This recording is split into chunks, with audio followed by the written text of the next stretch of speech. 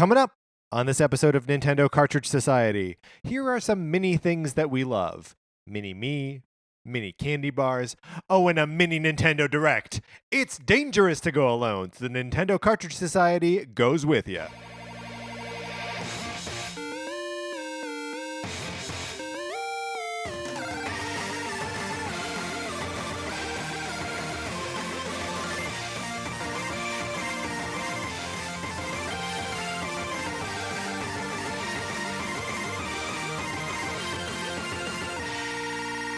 Welcome to Nintendo Cartridge Society. My name is Patrick Ellis, joined as always by my co-host Mark Mitchell. I had to clear my throat in the middle of that. We're going to be talking about the news from the week, including, of course, that Nintendo Direct.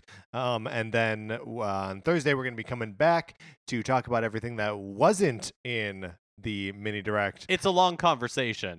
Obviously. It's going to be a long conversation on nuclear fission, not in the Nintendo Direct. That's right. The habits of pygmies. Not in the Nintendo Direct. But it'll likely be video game things, probably even Nintendo things that are not noted in the Nintendo Direct. But you won't know until you tune in. Here's something that's not in the Nintendo Mini Direct. BuzzFeed is running this underrated podcast that we're getting into in 2018 thing. People can just go on to it and type in what podcasts that they're getting into that maybe not everyone knows about. Here's what I'm going to suggest. Maybe this podcast is one of those podcasts. Now, it is perhaps unethical for us to do it ourselves, but it is not unethical for us to ask our listeners who are getting into the podcast, right? Yeah, I mean, presumably our listeners are the only one who can do it. If it's that's unethical for them to do it, I don't know who's supposed to do with that. But so this thing is out there. If you just Google BuzzFeed underrated podcast 2018, you'll find it, and just type our names in there. Like Mark and Patrick are pretty good at what they do. Me like. And normally this is the part of the show where I would say, and rate and review us on Apple Podcasts. You don't have to do that this week. This is the only assignment you have this week. But also, if you wanted to rate, review, and subscribe on Apple Podcasts, yeah, if you want to do both, too. Yeah, I mean, it's the season of giving. That's not true. It's no longer the season of giving. Mark, weather report. Hot. It's hot today. It's been very warm. It was like 85 this weekend. That's weird. It's January. That's true. Like it's nice, but unsettling. It's clear too. Like it hasn't been super like smoggy or foggy the last couple days, which I like. Yeah. But maybe that's because we had a little bit of rain earlier last week that like washed it out. But no, I guess what I'm saying is that like, yeah, it's nice that it's January and you can walk around in shorts. But it's a little weird that it's January and you can walk around in shorts, and you wonder what that foretells. You know where you can't walk around in shorts? The home of our guest weather, Tulsa, Oklahoma. Looks like it's 46 degrees at the time of this recording. Seems like maybe sunny, but in the mid-cool kind of range there in the 40s and 50s, which also seems like too warm for January to me. But yeah. I grew up in Wisconsin, so like my whole barometer of what is and is not appropriate for January is messed up. But big ups to our listeners in Tulsa, Oklahoma. In fact, the biggest of ups to our listeners in Tulsa, Oklahoma. Ups. Remember, if you would like to borrow my copy of Sonic Forces, you are more than welcome to. All you need to do is send us an email with your address to Nintendo Cartridge Society at gmail.com. A listener by the name of Brad recently borrowed this thing. It's still in Brad's possession, but he sent us an email earlier today thanking us for letting him borrow the game, saying that he wasn't enjoying it at all, but his son was. So that's cool. We found someone who enjoys this game. Yeah, that's great. Once again, just checking the boxes on things required for a successful program, people enjoying your program. So that's at least one person so far who has enjoyed this program. Many have used it. But if you want to borrow this game, all you gotta do is write in, and we'll send the thing to you. Eventually, there's a little bit of a list growing at present, but I think that just makes it more fun. All right, Mark, let's move into what we've been playing this week.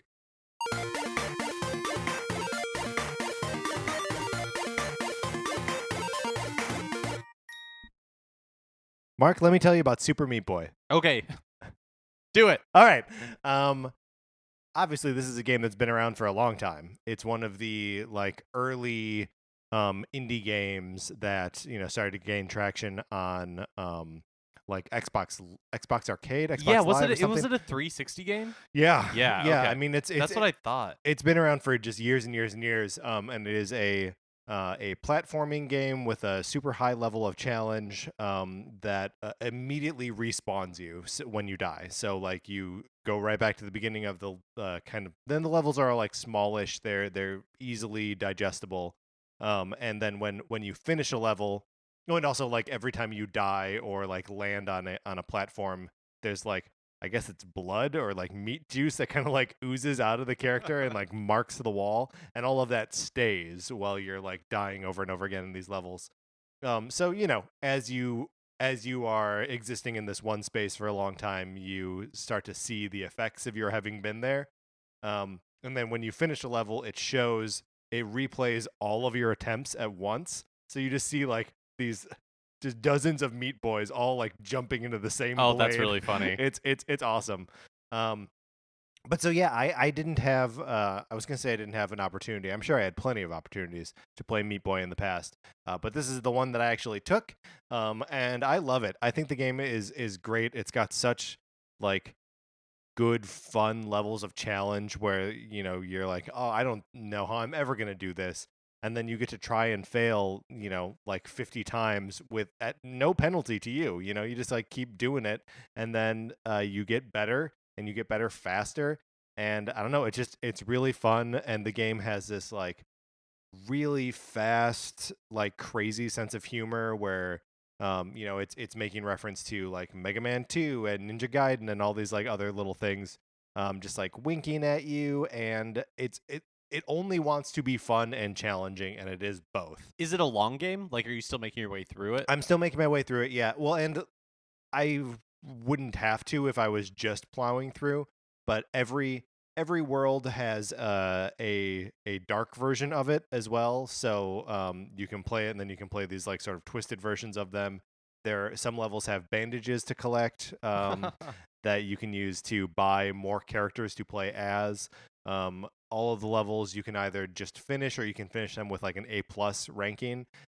There's no other rank. It's A+ or you don't get a rank, which I think is awesome. Because like, yeah, that's exactly right. If it's not a perfect rank, why do you care what it is? I don't want to get a C. Get that out of here.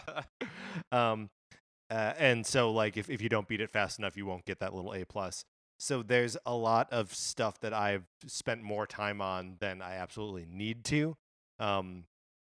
But yeah, so it's I've probably sunk like 5 or 6 hours into it at this point, and I think there's still a lot more that I can get out of this game. I'm really enjoying it. Yeah, it sounds really cool. Yep, it's super fun. What have you been playing? So I picked up the Dragon Quest Builders demo. Yeah. So that dropped on the eShop last week after the Nintendo Direct Mini, which we'll of course be talking about in more detail a little bit later. We will be talking about it.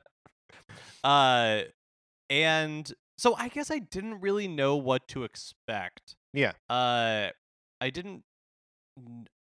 never played Minecraft, Mm-hmm. and my understanding that this is a game similar to Minecraft, not like it involves gathering resources and building things, and it's all about blocks. It doesn't have like the same like weird pixel art. Yeah, sure. That I don't even know if you'd call it pixel art, but yeah, it's that like Minecraft has 3D pixel art. Yeah, we are sounding like the oldest men imaginable. I don't really understand. I don't understand Minecraft. I don't.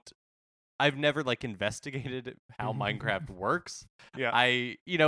But this seems to have the same mechanics that I do understand in Minecraft, where like after dark, the monsters become more powerful, and you're building. What a terrible night for a curse. Exactly. Mm-hmm. And you are building a like town or a city or a fort up that can like a fiefdom. Yes, that can withstand monster attacks, and there's like quest, and it's all in the Dragon Quest world, so there's slimes and all that kind of stuff.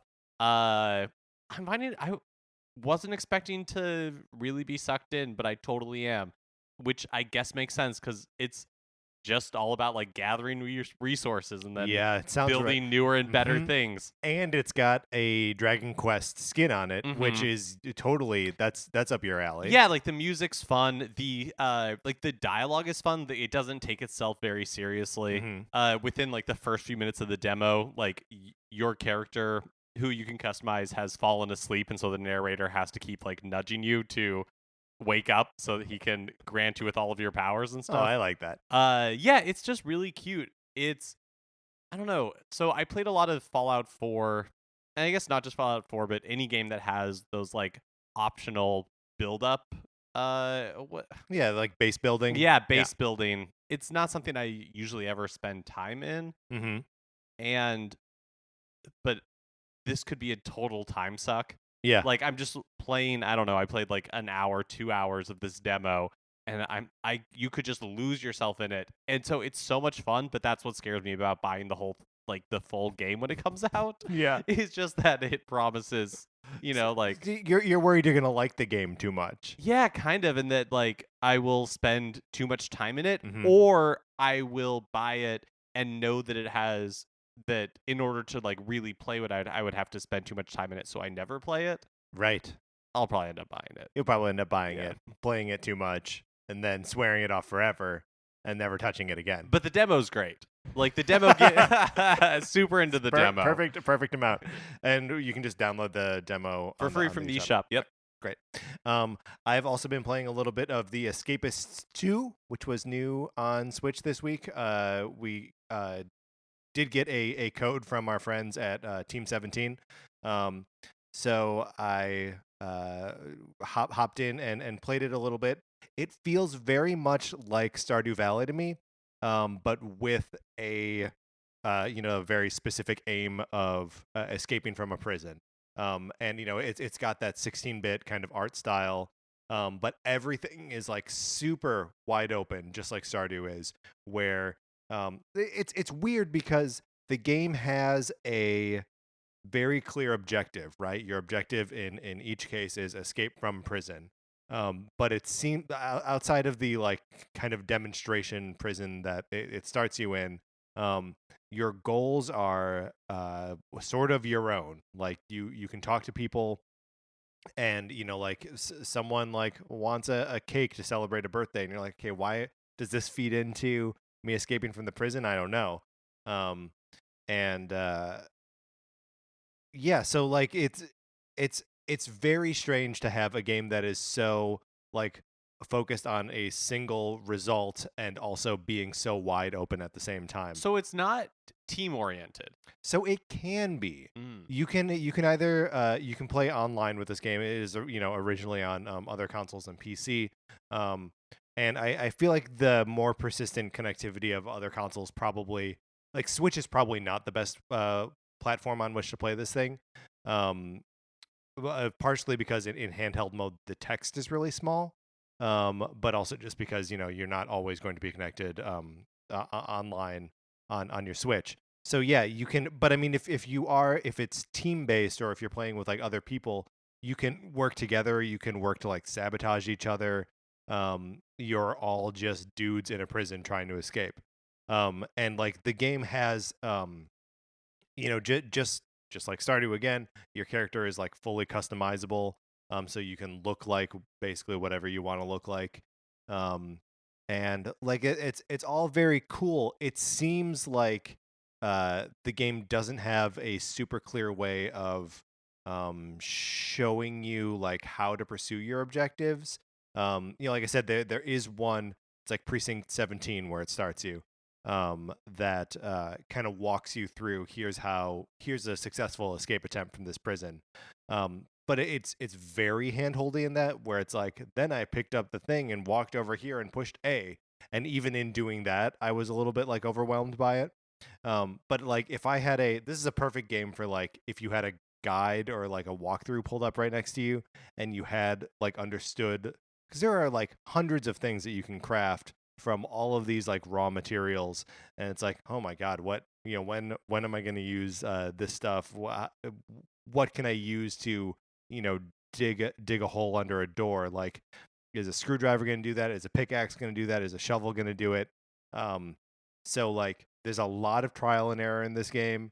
And so like it seems cool, but it almost seems too open to me. So in a single play session, Yes. is the idea that you will escape a prison in that one play session, or is the idea that like it's like Stardew Valley in prison where you're going to be there for a long time, like crafting things and doing things for people and completing little quests that eventually lead up to you escaping? See, that's the thing, is that I'm not totally sure. It seems like I don't know what the typical play session are like. Typically, how long you're in a prison. Like you could spend, you know, in a bunch of in-game days, sort of just going through like the routines of the prison. If you're not at roll call in the morning, like they get suspicious of you. If you're not at lunch or dinner or whatever, they get suspicious. If you're not working out, if you don't take a shower, like so there are parts of like hitting the regular beats of the routine and like building relationships with prisoners and guards and whatever.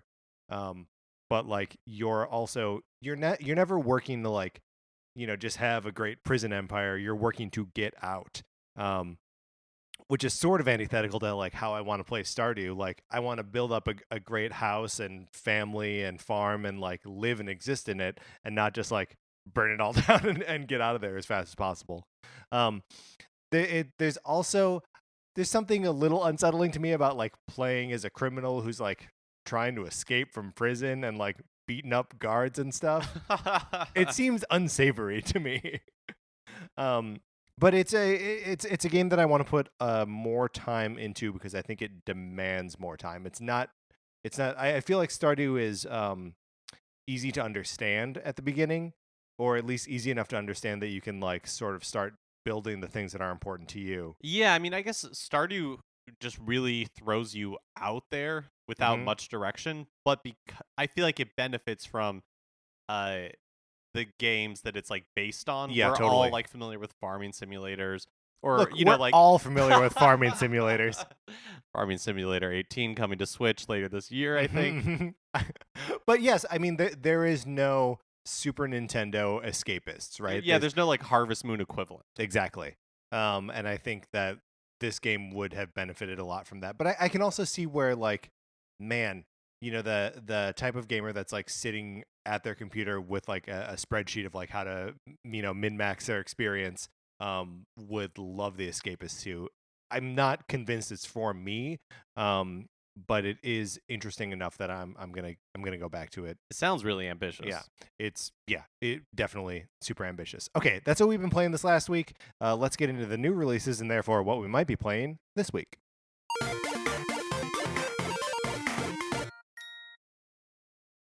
All right, today, January 16th, Rocket League is coming out for retail release. And Inner Space and Energy Balance are released on the Switch eShop. Inner Space, is that based on Inner Space, the movie? I assume so. Let's not investigate it at all.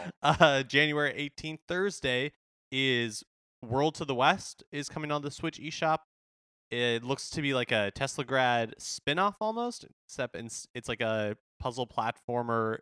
This seems to take place in 3D space rather than like the 2D experience of Teslagrad. Ambition of the Slimes and Darkest Dungeon.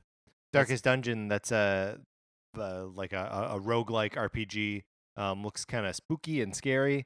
This is another, I mean, this I think is the running theme of Nintendo Switch right now.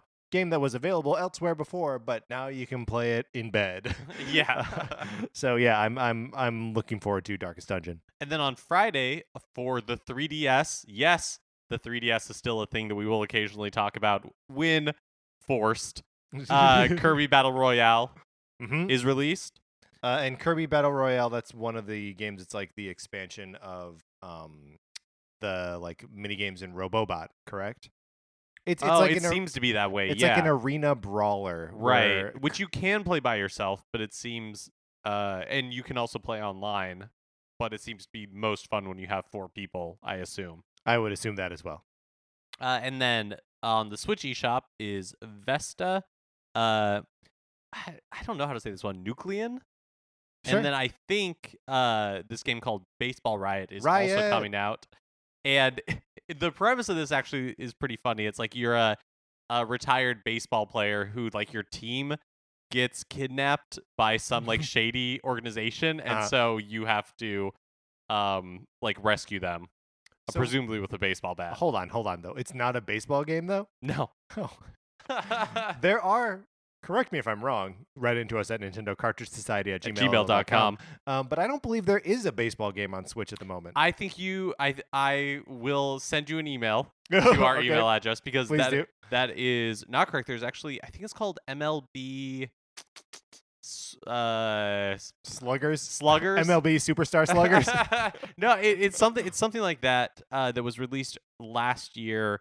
I think it's like a mobile tablet phone game that was also brought to Switch. But it seems like there's room. Yes, there's room this is not it. This is not going to fulfill baseball that ride is not. It will not fulfill your baseball sim fantasies. All right, Mark, let's get out of the new releases.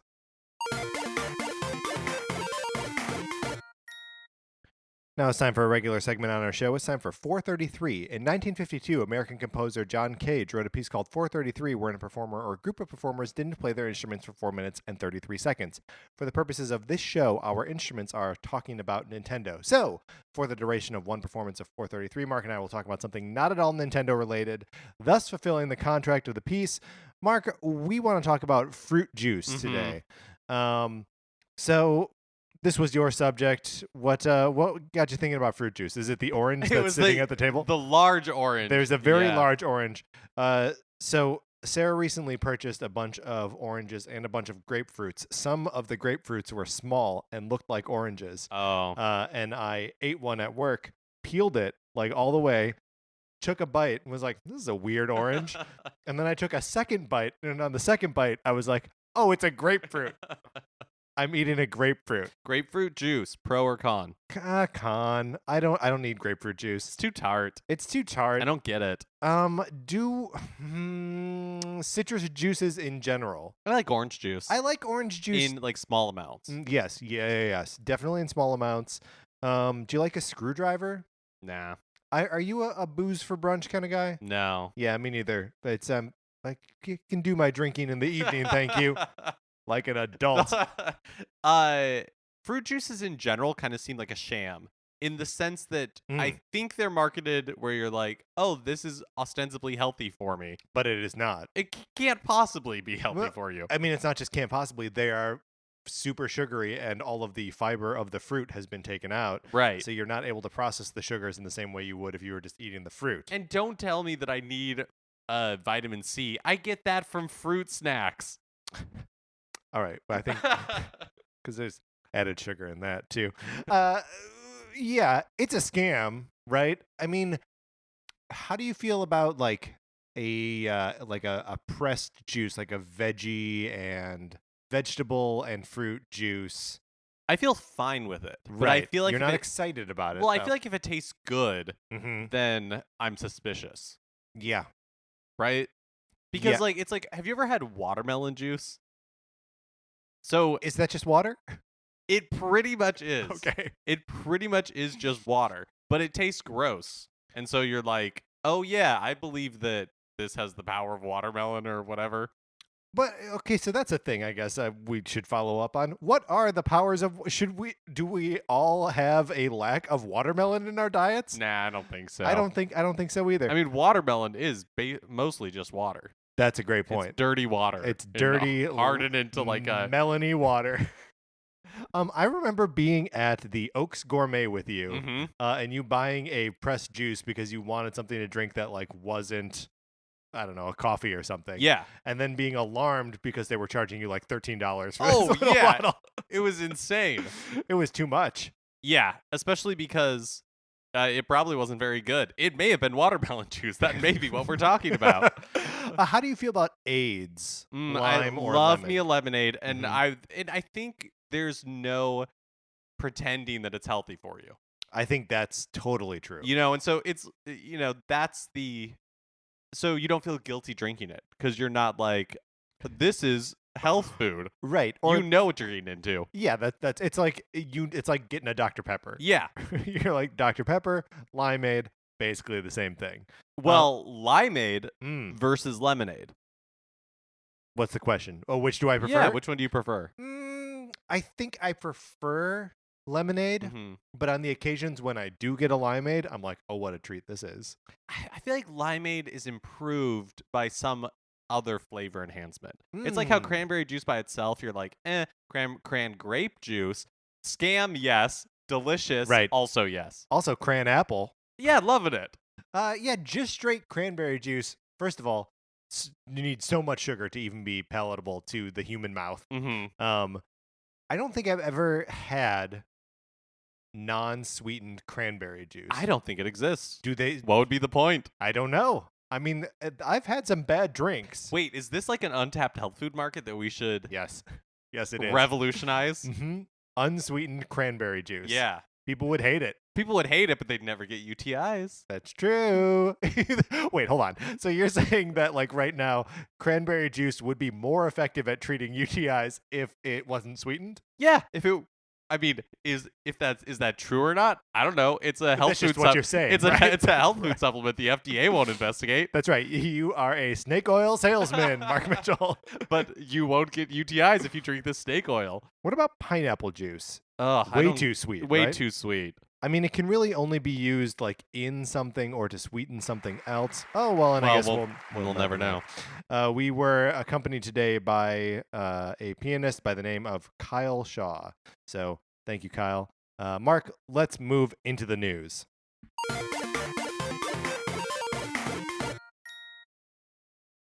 The big news of the week, Mm. after quite a bit of anticipation and a little bit of teasing from Nintendo of America, like when they tweeted out an image of Chibi Robo being immolated. Yeah, just Chibi Robo on fire. Just like with no context. Well, so how closely were you following the like sort of fervor in the fan community around? Just like what was on Twitter. I spent a little bit of I was being sort of the obsessive fan last week, spending some time on Twitter and even poking around on Reset Era a little bit. And you know, there had been rumors that a direct was coming on the 11th, and so we all sort of anticipated that Nintendo would announce on Tuesday, show the direct on Thursday. This is the pattern we've seen quite a bit in the last year, and we got none of that, right? All we got was the people who had heard the rumors sort of perpetuating it and being like, why haven't they announced it yet? And like a couple days prior to the direct, Nintendo had tweeted a picture of the Talkatoo, which is the hint bird in Super Mario Odyssey, with just some text in there about like, I know the secret you seek, but no telling, or whatever thing the Talkatoo says. And then like in the days leading up to the actual release of the direct, they retweeted themselves as if to like taunt people, or at least that's what I thought. Going into the Reset Era threads, the people who were talking about like, oh, when are they going to announce this thing, said like, Nintendo, if you see us like freaking out about this, retweet that image. And then they did. So like whoever's running Nintendo social is like trolling at like pro level. And then this Chibi Robo on fire thing, which then like other publishers got in on. Capcom tweeted at that a picture of Heatman from Mega Man 2, who is of course wreathed in flames. Sega tweeted some hedgehog character who's also wreathed in flames. All these people started hopping on and just like turned it into this like big dumb insane thing that only crazy fans of Nintendo were experiencing for like 2 days. That's super fun. I feel like it not backfired, because who cares, but people were anticipating it so much that when it was just a direct mini versus a full Nintendo Direct, I think, I don't know if disappointed is the right word, but I think there were some people that were disappointed in it for sure. But like, yes, it is solely of like the fans and the enthusiast press making, right? That like, yeah, and we're part of that too. Where we're like, oh yeah, we're definitely going to get this. Direct next week. Yeah, for sure. We didn't plan a different show for today. We planned this show.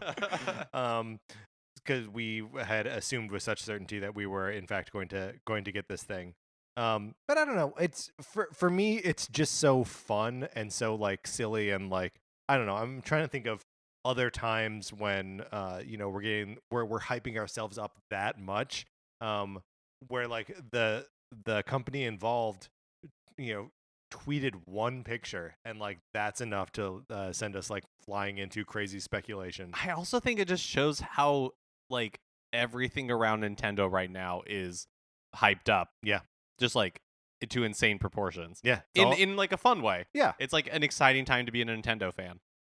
But after all of that build up, right on Thursday with no announcement, mm-hmm. no official announcement, they dropped this Nintendo Direct Mini that is about 15 minutes long and had like quite a bit of news packed into that 15 minutes. Yeah, and so we're going to walk through some of those announcements right now. And so the first thing that was announced was The World Ends With You Final Remix, coming sometime in 2018. The World Ends With You, of course, is the Nintendo DS game published by Square Enix. Came out about 10 years ago? Mm-hmm. Yes. And on the DS, it had a battle system, like a very like active action based battle system where you did like touch screen controls and like alternately actually using the D-pad and buttons. So it was cool. It was a lot of stuff you had to like pay attention to and execute on. It has been ported to mobile.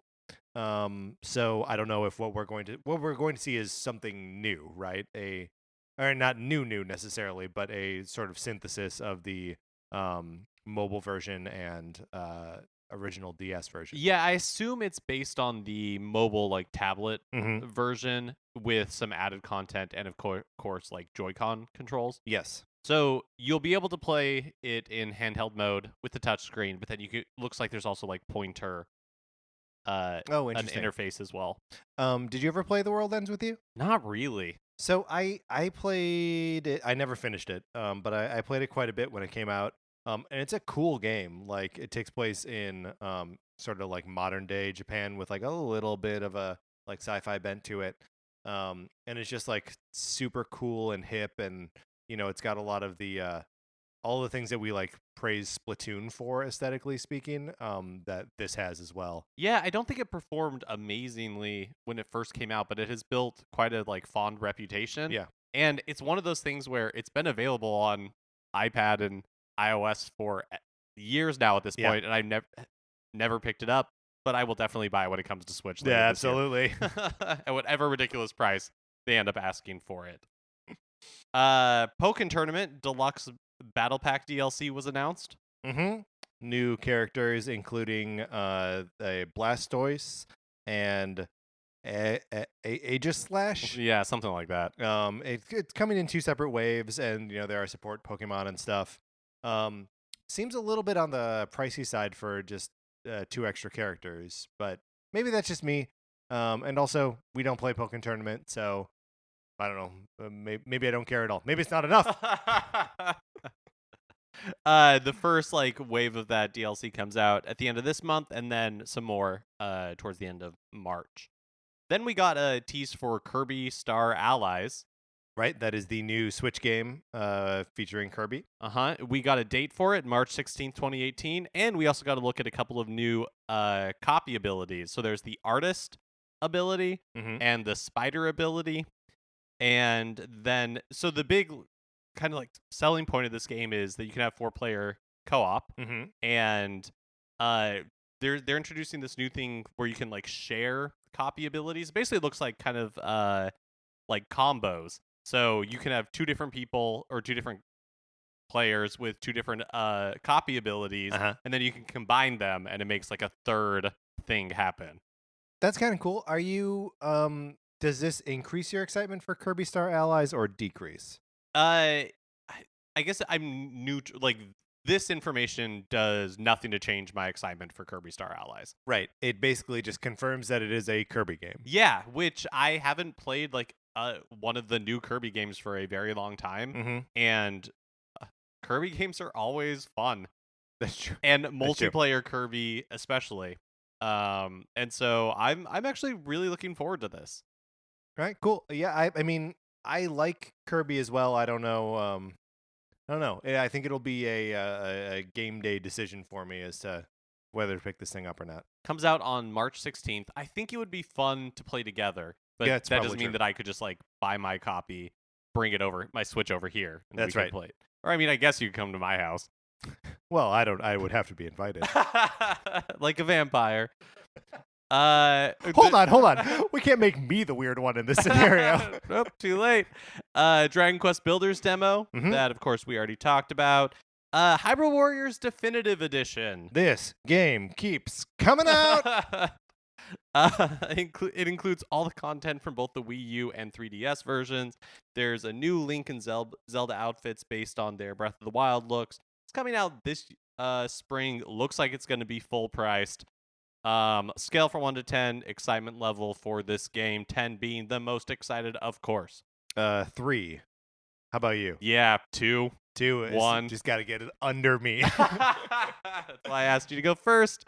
So this is weird, right? Because Fire Emblem Warriors wasn't a big hit. No, for I him. would say it's like everything else that has come out on Switch has been so successful that we don't talk about how like poorly Fire Emblem Warriors seems to have performed worldwide. But I guess like this game sold well on the other platforms, and a lot of the DLC that because we've talked about this as they released DLC for the Wii U and 3DS versions, they stopped putting the DLC on the Wii U. So like they must have been just like updating this game on the 3DS. And maybe they're just like, well, we've got all these like assets, and this game is so much bigger and beefier than it was when it originally came out. But like the 3DS is such a big platform. The game didn't run super great on that, so I wonder Was if it a new 3DS exclusive?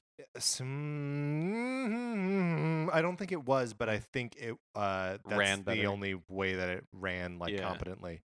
So I mean like that's got to be it, that they're just trying to either get this game out one more time in a way that it actually works and has all the content, or they're just trying to get another game that says Zelda on it out on the Switch as fast as possible, because like Breath of the Wild is still like one of the highest selling games on this thing. So Yeah, so I wonder if like this will end up selling better than Fire Emblem Warriors, if only for the brand name recognition. yeah, you would think so. Yeah, I don't know. I'll stick at my number 3. Yeah, I mean, well, you own the Wii U version. I do. I think you bought it for me. I think you and Chuck bought it for me because you guys wanted to check it out. Yeah, that sounds right. That sounds right. And then we played it for like an hour, and then like that was it. Yeah, I mean, it didn't even run super well on the Wii U.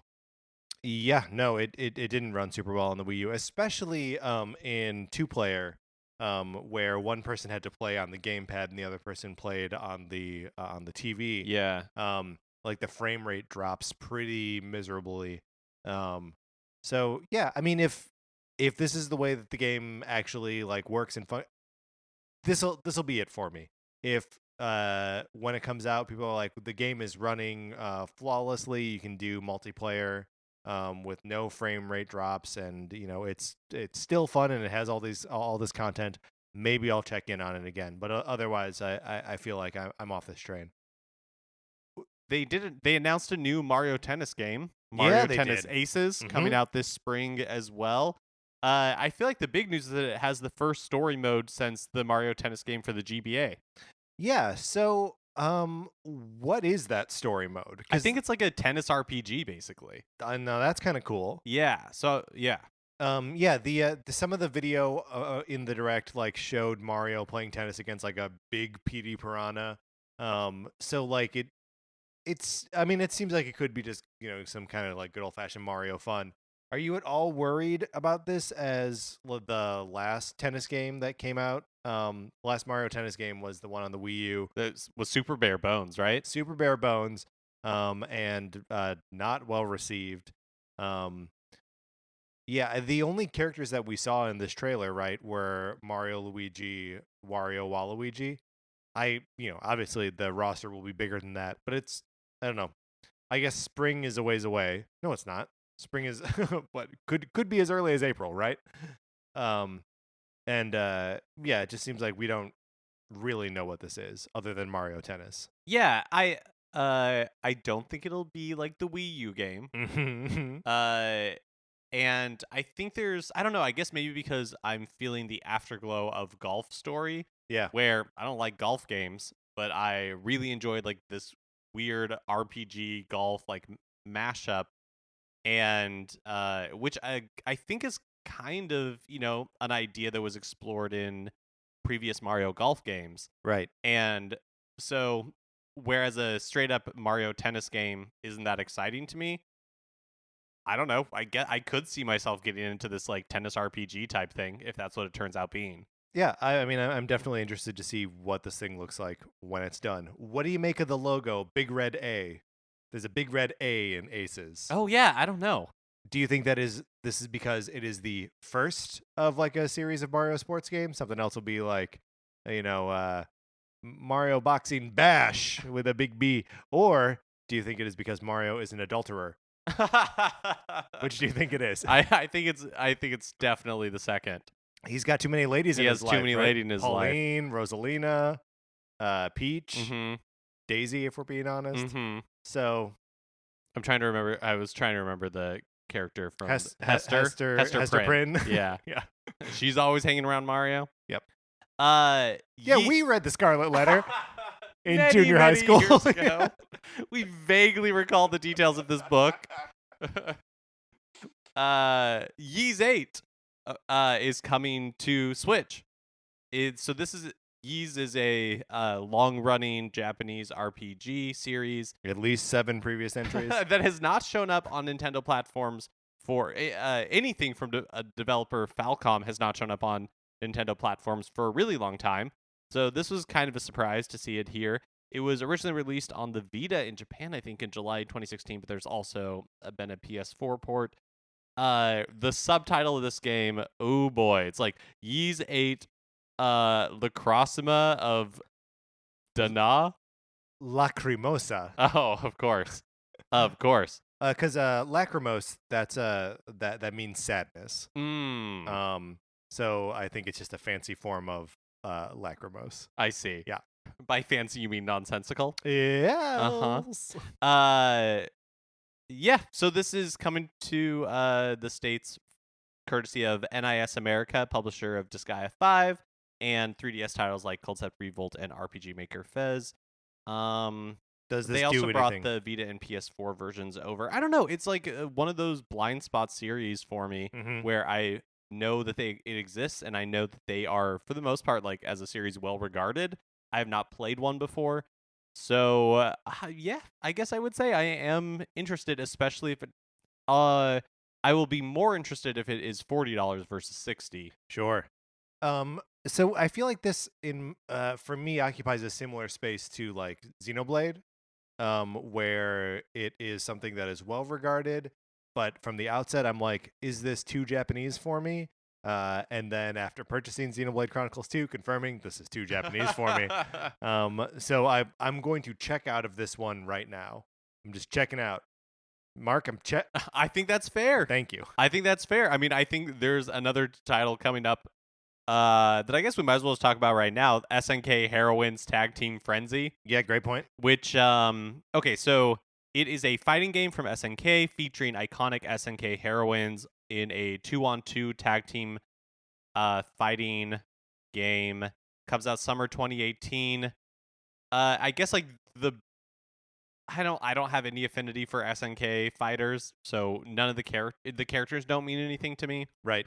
I guess like the big follow-up news after the announcement was that they said that all content will be the same between the Japanese and Western releases, so everybody can just chill out now. You're gonna get your skimpy cat outfits. So first of all, the skimpy cat outfit that you're referring to is that's from a Capcom game. That's Felicia from the Darkstalker series. Well, I'll tell you this, that the Japanese trailer for SNK Heroines Tag Team Frenzy, which I did watch, has them in skimpy cat like bikini things. Okay, so here's where I'm not interested in this game. First of all, I'm only lukewarm on the SNK fighters as it is. Those are like the the World Heroes games. Why'd I go with World Heroes first? Their most well-known one. They're the most well-known one. Like King of Fighters, though. Yeah. Like those are that's sort of the and like Samurai Showdown. And all of these games I sort of like in a like, tertiary kind of their fun little like arcade relics. But one of the things that's always embarrassing about these games is the design of their female characters with their breasts spilling out of everything and butts hanging out, and just like the most juvenile, dumb stuff that you could possibly ask for in a video game. And this one is going to be all butts and breasts. So yeah, I've got you can count me out of this one. Even as a fighting game fan, I'm not gonna muster up any enthusiasm for it. Well, speaking of balloons, we talked Sure. we talked last week from a listener question about potential DLC for Super Mario Odyssey. And I was not expecting this. Nintendo did announce a free Super Mario Odyssey update coming in February. So just next month. It includes a new mode called Luigi's Balloon World. Mm-hmm. It's a competitive mode. You find Luigi. He seems to be hanging out, I guess, probably in any of the kingdoms. Right. Well, we saw it specifically in the Metro Kingdom and the Sand Kingdom, but presumably the other ones are also featured in this. And so there's a hide mode where you are given a balloon, and I think you have like 30 seconds or something to get to a location in the world and hide this balloon. Any location you want. And then a find it mode where you are trying to find other people's where they have hidden their balloons. Yeah. Mark, let me tell you, this sounds like so much fun to me. It sounds fun. I'm not good enough at the platforming to like, there will be so many that I'm not able to reach. Oh man, I am really looking forward to just stashing. Here's the thing: I want to find balloons that like our friends and like our listeners and stuff have hidden. So like, I want to when that gets going, when this thing is actually live, like I want to like share all of that, and I want us all to like become friends and find balloons that we hide, because that sounds like the green star challenges in Super Mario Galaxy 2, where it's like just get to this weird out of the way spot in the level, and we'll be able to do that forever. Mark! It does sound fun to do it with friends. Yeah. And this update will also include new outfits and filters for photo mode. New outfits, that's pretty exciting. Everyone likes outfits. What else could they possibly put them in? We will find out. So, does this? Before we move into like speculation or questions, this comes out in February. Yes. Yep. So, would you count this as like DLC for this game? Doesn't necessarily feel like new. Well, maybe treading dangerously on our topic for Thursday of what the Direct did not announce. All right, well, I'm just gonna seed that. I'm gonna plant that seed there. Okay, yes. Are we counting this as like DLC? It's more stuff to do in the game, but is it really? Yeah, let your curiosity water the seed over the next couple of days. Some real legit DLC that was announced was Mark's already given away how he feels about the Mario Odyssey DLC. Was the Mario and Rabbids Kingdom Battle story DLC featuring Donkey Kong. Yep, like real Donkey Kong, the real monkey thing. Right, because there's already a Rabbid Donkey Kong in Mario plus Rabbids. Yes, a great boss fight. Yes. Yeah, I'm excited about this. I would love a reason to, hop back into this that feels substantial. They're saying that's actually like it's got a new. It's not just Donkey Kong in the game. It is a whole new like story section. For like a whole new like area to explore as well. A whole new world, a new fantastic points of view. Payday 2 that was announced last year, but has release date of February 27th. And has a Switch time exclusive new heister, Joy. She's a Japanese hacker with like an LED mask. Yeah, face mask. Face mask. Yeah. She's like there's a character like that in the new Watch Dogs game, right? Oh, I'm not sure. I think there is. LED masks, they're all the rage, but only in video games. And maybe at like a Daft Punk show. So this, I don't know, like my understanding is that none of the console ports of Payday 2 have been very good. Yeah, I grabbed it on PlayStation 3 when it was like free during one of those PS Plus months.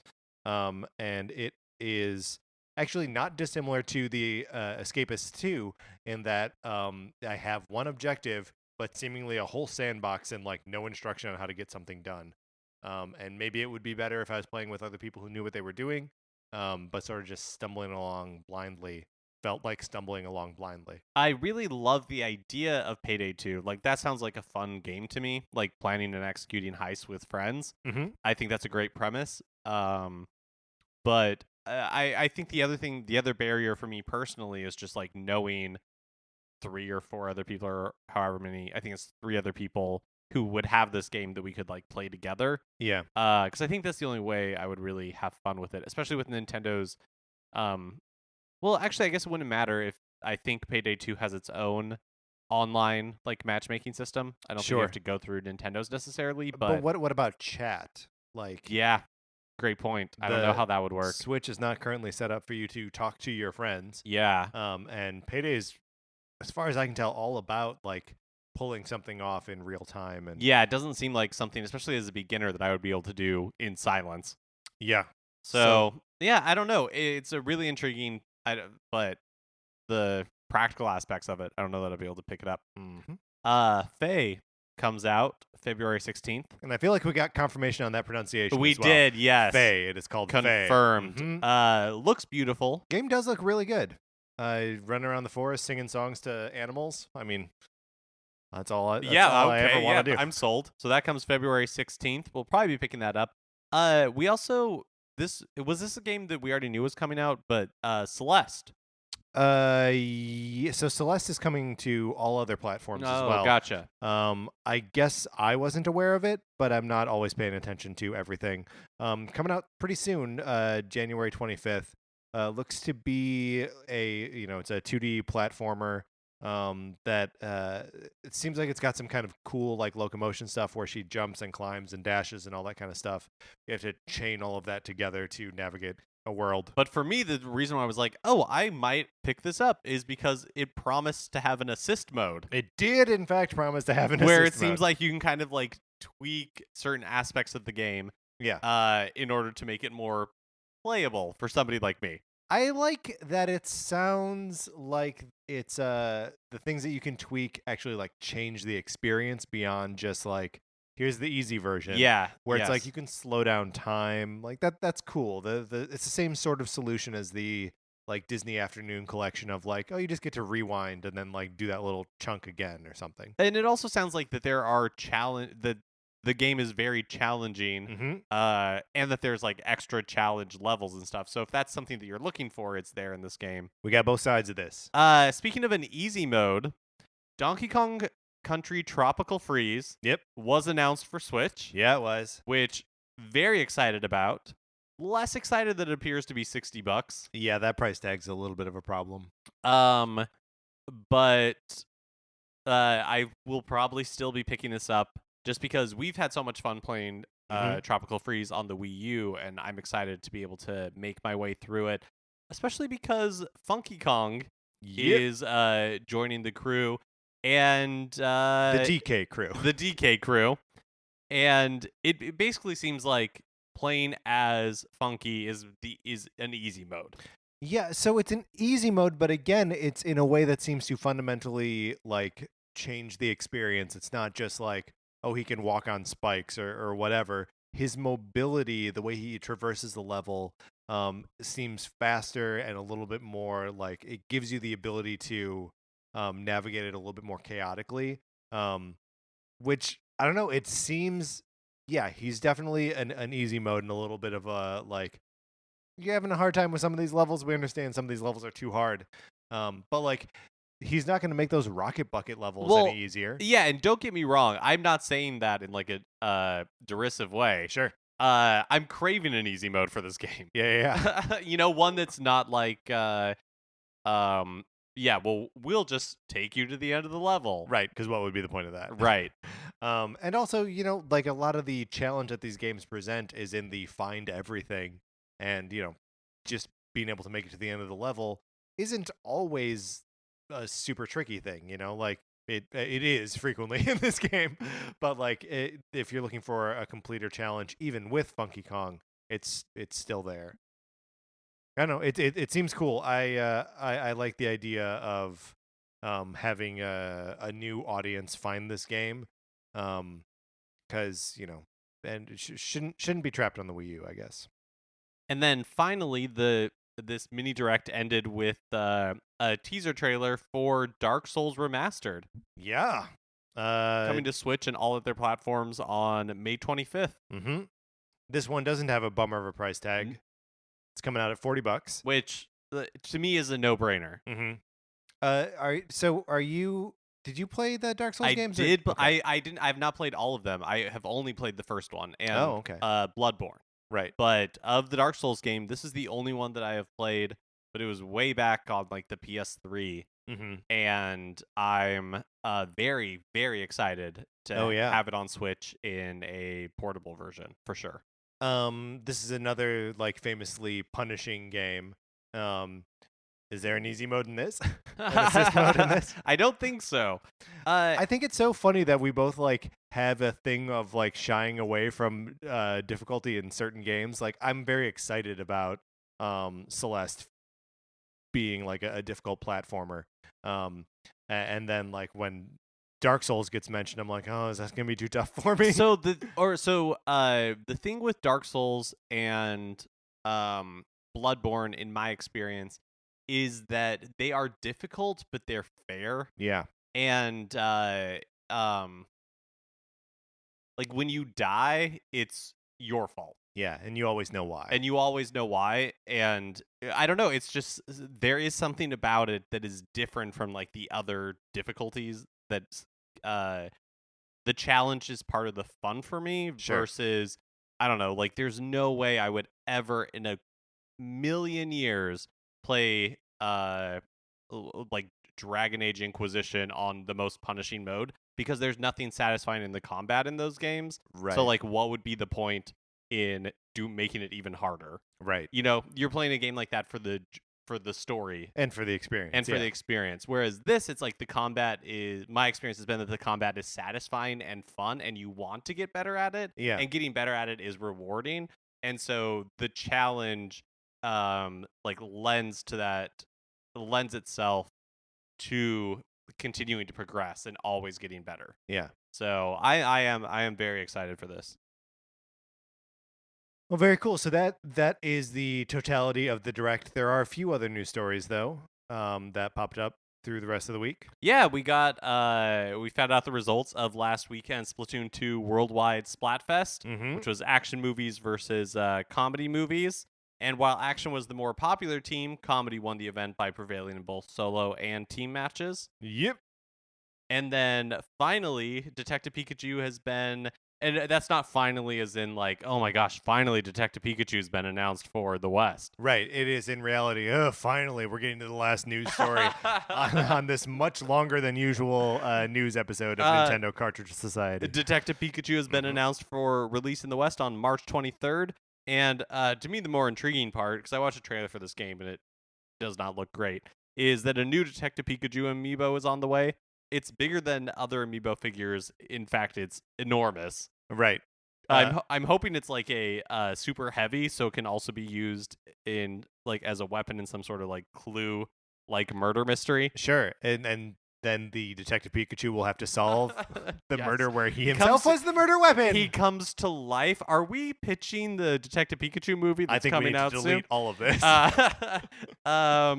But in addition to its huge. larger size, it comes with a bigger price. It's going to be $30 for the amiibo itself. Mm-hmm. It's huge. It's I mean, you can check out there are like comparative pictures between the existing Pikachu amiibo and the Detective Pikachu. He's more than twice as tall. So like, got to be, I don't know, like 6 inches or something. Yeah, he's a hefty boy. He seems like a big hefty boy. Yeah, I don't know. This does nothing for me. I got I think an easy skip for me. Even the amiibo? Yeah, even the amiibo. Yeah. And even possibly especially the amiibo. Why would an amiibo for a game that runs exclusively on the 3DS be bigger than the one for your Switch, which you could at least presumably be playing at home on your TV. And where are you supposed to put this? I don't know. Yeah. You're going to need like a separate Detective Pikachu purse, which could itself, they could sell a Detective Pikachu purse. It could be an amiibo, and that would be better. Right, because then you would already be carrying it. Here's another thing: we're pitching cases that are amiibo. Yeah, I would buy it. That's a good pitch. I mean, I wouldn't, but it's a good idea. Right, and I would have to figure out my relationship to it before continuing to buy more. Mark, we've talked too much about the news this week. Let's get out of this.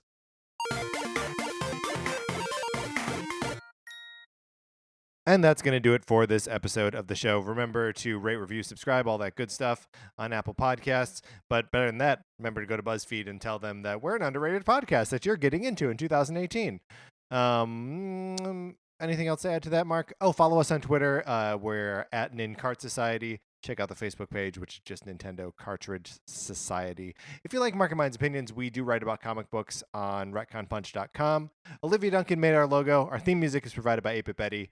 You can check out more of his music by going to 8bitbetty.com or by listening right now. For my co-host, Mark Mitchell, this is Patrick Ellers saying thanks for listening.